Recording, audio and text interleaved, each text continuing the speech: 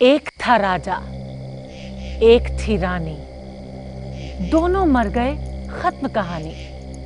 मगर आज जिस राजा और जिस रानी की कहानी हम आपको बताने वाले हैं, उनकी कहानी तो मौत के बाद भी खत्म नहीं हुई, बल्कि 400 साल बाद आज भी वो लोगों को डरा रही है। नमस्कार, मैं हूं नमिता सचदेव। माया लोक में आपका स्वागत है। माया लोक। ये एक तिलिस्मी किले की कहानी है। कहानी भानगढ़ की रानी की। रानी रत्नावती। जैसा नाम था वैसी ही उसकी काया थी। रत्नावती बेइंतहा खूबसूरत थी, मगर एक दिन उसकी यही खूबसूरती उसके पूरे साम्राज्य के लिए खौफनाक अभिशाप बन गई। पूरा का पूरा भानगढ़ बर्बाद हो जाएगा और ये मेरा श्राप है तुझे, श्राप है।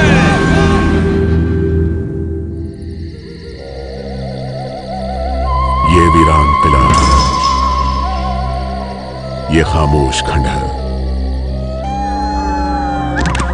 कभी ये आबाद हुआ करता था, आज ये बर्बाद है।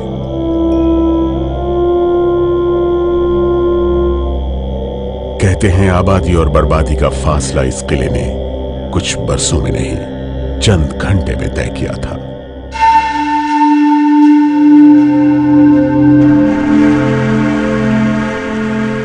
महज चंद घंटे। इस किले की बर्बादी के पीछे कौन है, यह दास्तां तो काफी पुरानी है, लेकिन इसके डर का साया लोगों के जहन में आज भी उतना ही ताजा है।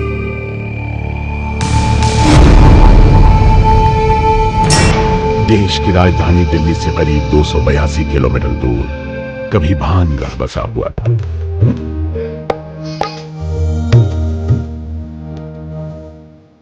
पंद्रहवीं सदी में राजस्थान के अलवर जिले में भानगढ़ एक देसी रियासत हुआ करती थी। तीन तरफ से अरावली पहाड़ियों के बीच बने भानगढ़ के इस किले से राजा माधो सिंह और उसकी खूबसूरत रानी रत्नावती राज करते थे। लेकिन रानी रत्नावती का यह किला आज वीरान पड़ा है। कहते हैं भानगढ़ के किले में रात में महफिल सजती है, लेकिन इस महफिल में होता कौन है? इंसान या रूह या खौफ या फिर कोई वहम? आखिर इस अफसाने की हकीकत क्या है? भानगढ़ का किला। इस किले का अतीत जितना दिलचस्प है, वर्तमान उतना ही खौफनाक। खौफनाक इसलिए क्योंकि वीरान हो चुके इस किले में कोई है जो खौफ बनकर लोगों के जहन में उतर गया है।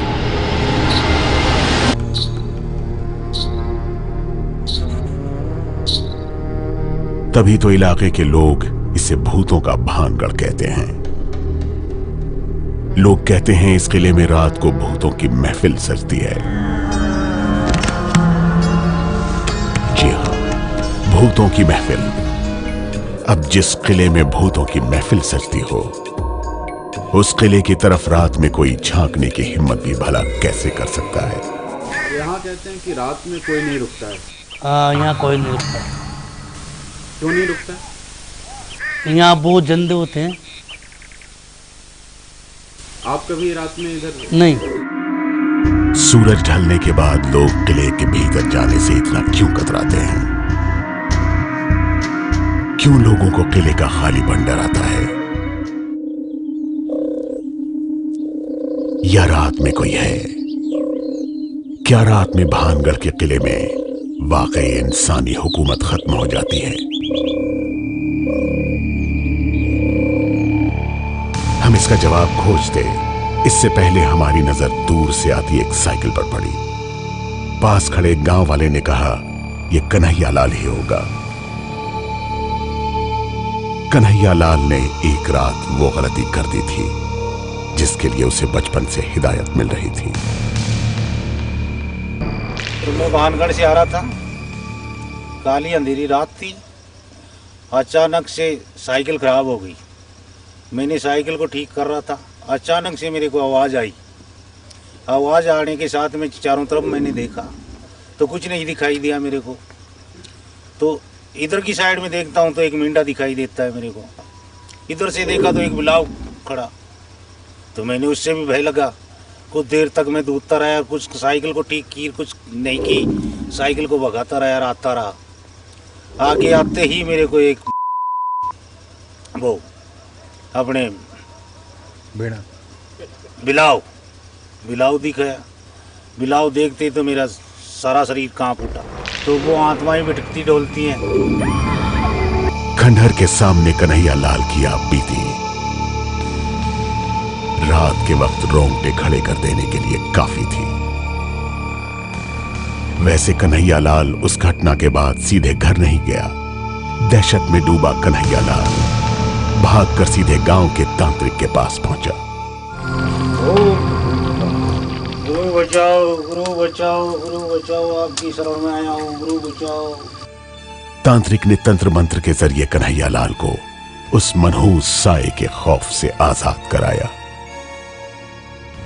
और अपने रात को अपने बांध करके और तकिए के नीचे लगा करके सो जाना और सुबह जो है कब उठ जाना।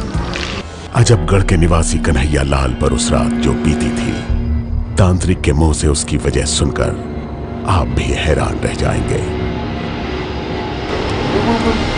जैसा वायु का बुगला सब बनता है और उस घेरे के अंदर काफ़ी अपना आकार बता करके नाना प्रकार का रूप धारण कर लेता है। जैसे कि भैंसा का बनना, भैंसा बनना, बिल्ली बनना, मेंढा बन जाना। और वो उस रास्ते को उसको इस प्रकार परेशान करता है, अंतिम उसके जब पीछे पड़ जाता है तो उसको ले ही जाता है। भानगढ़ के बारे में हमने कई डरावनी कहानियां सुन रखी हैं। तांत्रिक ने उसमें एक और कहानी जोड़ दी। हमें तो ये भी बताया गया कि यहाँ एक दो रूह नहीं बल्कि रूहों की पूरी महफिल सजती है।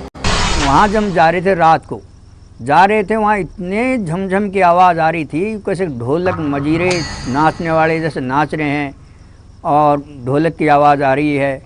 हम जो 5-7 आदमी थे, परंतु औरों की हिम्मत चली नहीं कि हम चलें। मैं भी ऊपर जा कर के एक दीवार के ऊपर जाकर बैठ गया और मैं भी उनकी जो है झमझम की आवाज़ और ऐसे जैसे कोई सर्च लाइट जुड़ जाती है, ऐसे लाइटें जुड़ रही। भानगढ़ के किले की ये एक ऐसी तस्वीर है जो दिन के उजाले में भी आपको कांपने पर मजबूर कर दे।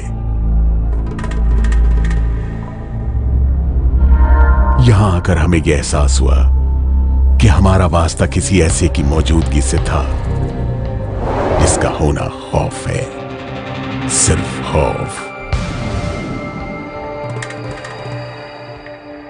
हर शख्स की जुबान पर इस किले की कहानी है।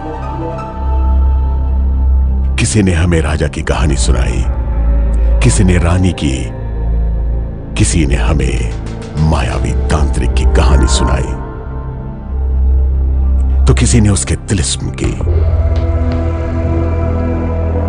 वो कहानी जो लोगों ने अपने पुरखों से सुनी। कहानी तो पुरानी हो गई, सैकड़ों साल पुरानी, लेकिन उस कहानी के किरदार आज खौफ की शक्ल अख्तियार कर चुके हैं।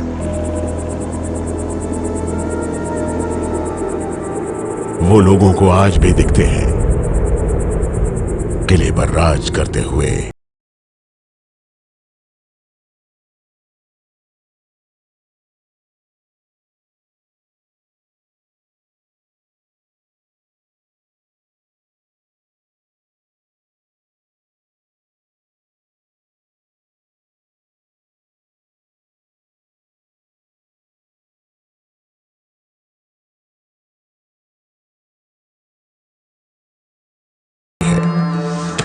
लोगों का कहना है कि महल के अंदर महफिल सजती है और बाहर रोशनी नजर आती है। अगर रोशनी दिखती होगी तो हमें भी दिखाई देगी जरूर।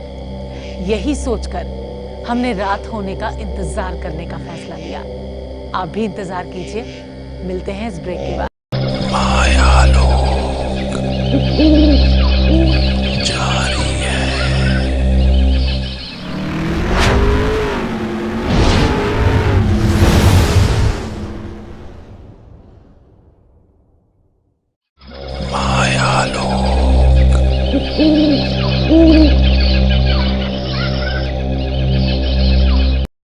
खामोशी डर को चेहरा देती है। सुनी सुनाई बातें भी असली लगने लगती हैं। जब रात के अंधेरे में पूरी दुनिया सो रही थी तो भानगढ़ के किले के सामने हमें ऐसा लग रहा था कि इतिहास के गर्त से कोई किरदार निकलेगा और पीछे से आकर हमें कहेगा, तुम हमारी कहानी क्यों नहीं सुनाते। स्याह रात डर की काली छाया को और भी गहरा कर देती है और उस पर इंतजार एक ऐसे मंजर का जिसके बारे में आप सपना भी नहीं देखना चाहते। किला बेवीरान था।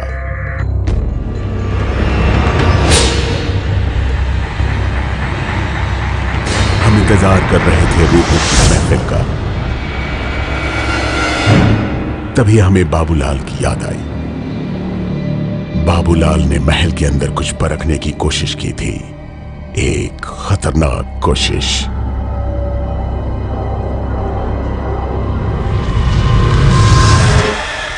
मैंने सुना है वहाँ कि वहाँ जो जिन लोग रहते हैं रात में मीटिंग करते हैं तो वहाँ मतलब जैसे रात को रहते हैं तो सुबह मतलब साफ़ सफाई अपने आप मिलती है।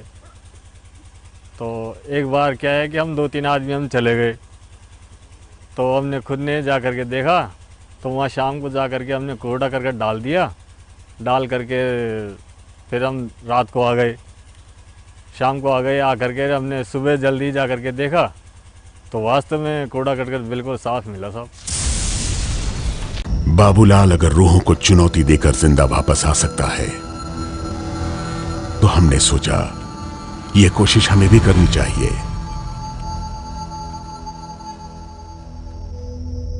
यह चुनौती थी हमारे लिए भी और किले में मौजूद अनदेखे के लिए भी। नारियल के छिलकों को हम अंदर रखकर बाहर आ गए।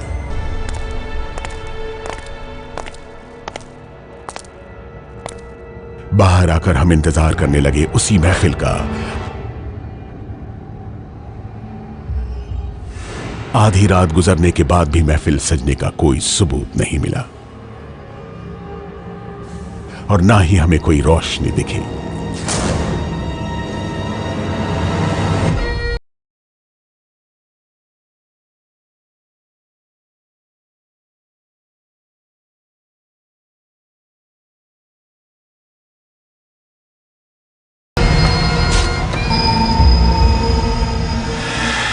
रानी रत्नावती की महिला में वहाँ जो जिन लोग रहते हैं रात में मीटिंग करते हैं तो जंद आते हैं और वहाँ वो नाच गाने होते हैं, नृत्य आते हैं।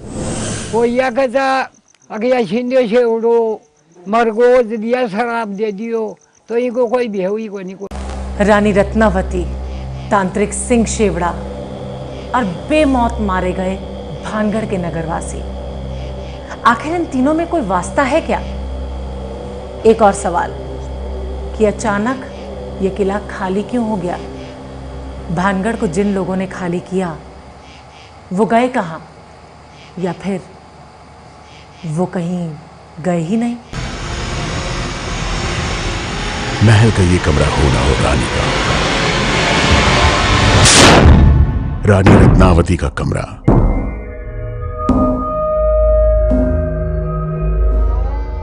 रत्नावती बेहद खूबसूरत थी।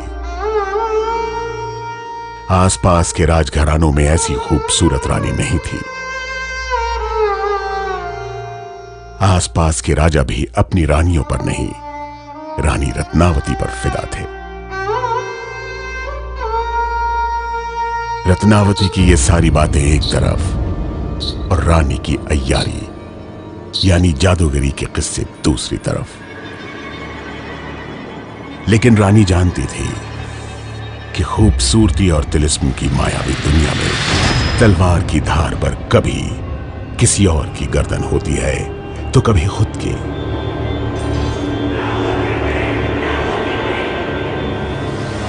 लेकिन वो कौन है, इसका अंदाजा उन्हें भी नहीं था। राजा रानी की इस कहानी में एक खलनायक भी था, और वो था शातिर तांत्रिक सिंह शेवड़ा। शेवड़ा की नजर भी रानी पर थी। भानगढ़ का इतिहास मायावी है और वर्तमान भयानक। हम इतिहास के तिलिस्म को तोड़ने निकले तो कई किरदार अपनी दास्तान लेकर हम तक पहुंच गए, मगर हमें तो इंतजार था बस रूहों की उसी महफिल का, जिसका सबूत ढूंढने हम भानगढ़ के किले में दाखिल हुए। हमें इन्हीं तजुर्बों को खुद पर आजमाना था। पहली आजमाइश हम महल में नारियल के कुछ छिलके डालकर पहले ही कर चुके थे। हमने अगले की तरफ कदम बढ़ाया। हमें देखना था कि सचमुच किसी रूह ने बाबूलाल के कहे मुताबिक वहां महल में सफाई तो नहीं कर दी। किले में हमारे अलावा कोई नहीं था। यह एक खतरनाक कोशिश थी। इस कोशिश से जुड़े खतरे से हम वाकिफ थे। मालूम है वहां तो खतरा है, रात कोई ठहरता नहीं है। चमगादड़ और मोर की आवाज ने मिलकर हमें चौंका दिया।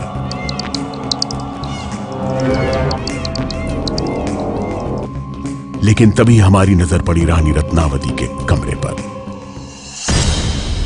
वही जगह जहां रानी खेलती थी अय्यारी का खेल। और रानी पर रहती थी एक काली नजर। मायावी तांत्रिक सिंह शेवड़ा की। वो तांत्रिक जो हर हाल में रानी को पाना चाहता था। कहते हैं तांत्रिक शेवड़ा ने एक तिलिस्मी चाल चली।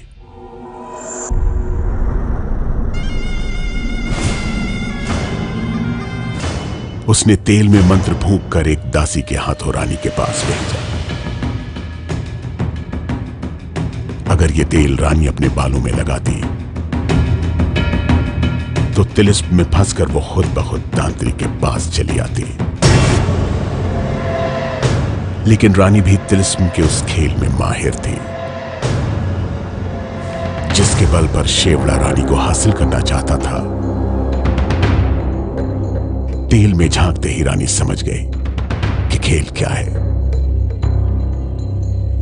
उसने तेल को एक पत्थर पर गिरा दिया। यह रानी की जादूगरी का कमाल था कि पत्थर तांत्रिक की ओर चल पड़ा और सीधे जाकर उसके सीने पर गिर गया। लेकिन तांत्रिक सिंह शेवड़ा ने मरने से पहले अपनी आखिरी चाल चल दी। उसने रानी और उसकी प्रजा को एक खौफनाक श्राप दे दिया। रानी रत्नावती को शेवड़ा के श्राप की ताकत का अंदाजा था, इसलिए रानी ने शहर खाली करने का फरमान सुना दिया। लेकिन होनी को कुछ और ही मंजूर था। लोगों का कहना है कि नगरवासी और रानी अपने शहर को छोड़ नहीं पाए। पता नहीं उस रात क्या हुआ कि पूरा भानगढ़ शहर ही तबाह हो गया।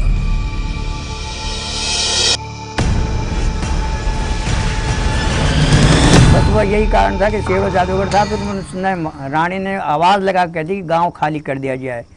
तो वहाँ से जो वहाँ के लोग जो थे गोला के पास में जाकर के बस के। चंद लम्हों में ही भानगढ़ की तकदीर बदल गई और तस्वीर भी।